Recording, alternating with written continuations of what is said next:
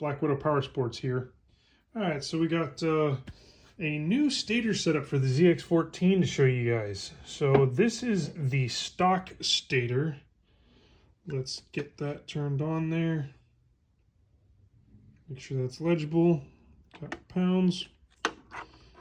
Got 4 pounds, 12.8 ounces. That's the stock one. Our new lightweight one.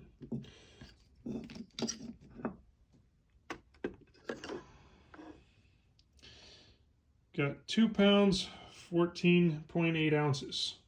And to let you guys see what the rotational mass part of that is, we got 1 pound, 10 ounces versus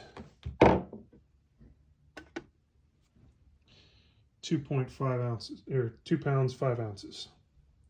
Something else to be note of, we are now going to be making some different velocity stacks available. These are intended for boost, so it seals really well to the bottom, and we can custom make them to any length you want, as long as it's not too extremely long. Those will all be coming onto the website very soon, and this rotor and charging system package will be going on to the 233 horsepower ZX14, and we will be putting it back on the dyno to see if we can measure any difference. But nonetheless, this will be equivalent to removing a pound out of the rear wheel as far as how it feels in comparison when you ride it.